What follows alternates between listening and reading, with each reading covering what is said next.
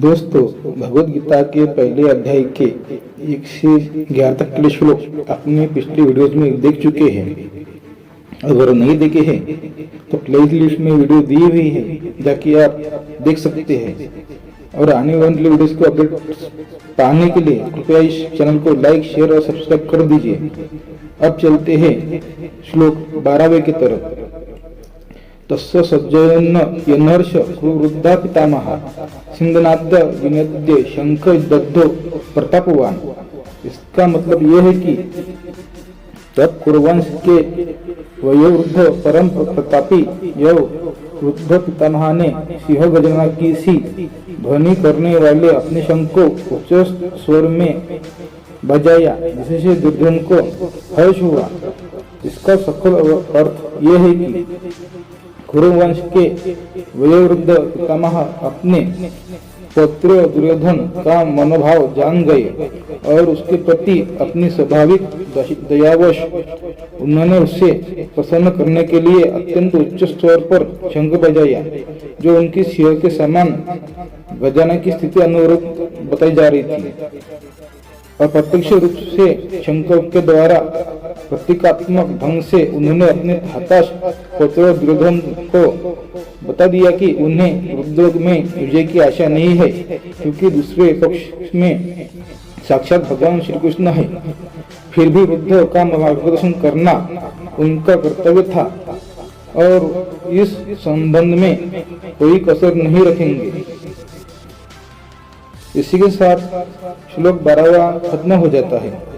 चलते हैं अभी श्लोक 13वें की तरफ। तथा शंकेच्च भयेच्छ तन्वानक गोमुखा सह सेवा भयहंत स शब्दस्तुमोल्ल भवता। दूसरी ओर से श्वेत घोड़ों द्वारा खींचे जाने वाले विशाल रथ पर आसीन कृष्ण तथा अर्जुन ने अपने अपने शंख बजाए। इसका सफल अर्थ यह है कि भीष्मदेव द्वारा बजाए गए शंख की तुलना में कृष्ण तथा अर्जुन के शंखों को दिव्य कहा गया है। दिव्य शंखों के नाद से यह सूचित हो रहा था कि दूसरे पक्ष की विजय की कोई आशा नहीं थी, क्योंकि कृष्ण पांडवों के पक्ष में थे। जय सदा पांडु के पुत्र जैसे की होती है, ताकि भगवान श्री कृष्ण उनके साथ है, और जहाँ जहाँ भगवान श्री कृष्ण विद्यमान है वही वही लक्ष्मी भी रहती है, क्योंकि वे अपने पति के बिना नहीं रह सकते। अतः जैसा कि विष्णु या भगवान कृष्ण के शंख द्वारा उत्पन्न दिव्य ध्वनि से सूचित हो रहा था, विजय तथा श्री दोनों की अर्जुन ही प्रतीक्षा कर रही थी। इसके अतिरिक्त जिस रथ में दोनों मित्र आसान थे, वह अर्जुन को अग्नि देवता द्वारा प्रदत्त था, और इससे सूचित हो रहा था कि तीनों लोकों में जहाँ कहीं भी यह जाएगा वहाँ विजय निश्चित है। इसी के साथ श्लोक 14वां खत्म हो जाता है। अब बढ़ते हैं श्लोक 15वां की तरफ। पाच्छजन्य ऋषिकेश देवदत्त धनंजय पौंड्रुदग्धो महाशंक भीम कर्मान भूकोदरा। इसका अर्थ यह है कि भगवान कृष्ण ने अपना पाच्छजन्य शंख बजाया। अर्जुन ने देवदत्त शंख तथा अति भोजी अति मानवीय कार्य करने वाले भीम ने पौंड्रु नामक भयंकर शंख बजाया। इसका सफल अर्थ यह है कि इस श्लोक में भगवान कृष्ण को ऋषिकेश कहा गया है, क्योंकि वे ही समस्त इंद्रियों के स्वामी है। सारे जीव उनके भिन्नाश्य है, अतः जीवों की इंद्रियों भी उनके इंद्रियों के अंश में है। चूंकि निर्विशेषवादी जीवों की इंद्रियों का कारण बताने में असमर्थ है, इसलिए वे जीवों को इंद्रिय रहित या निर्विशेष कहने के लिए उत्सुक रहते हैं। भगवान समस्त जीवों के हृदयों में स्थित होकर उनकी इंद्रियों का निर्देशन करते हैं, किंतु वे इस तरह निर्देशन करते हैं कि जीव उनकी शरण ग्रहण कर ले, और विशुद्ध भक्ति की इंद्रियों का तो वह प्रत्यक्ष निर्देशन करते हैं। कहा कुरुक्षेत्र की युद्ध भूमि में भगवान कृष्ण अर्जुन की दिव्य इंद्रियों का निर्देशन करते हैं, इसलिए उनको ऋषिकेश कहा गया है। भगवान के विभिन्न कार्यों के अनुसार उनके भिन्न भिन्न नाम है।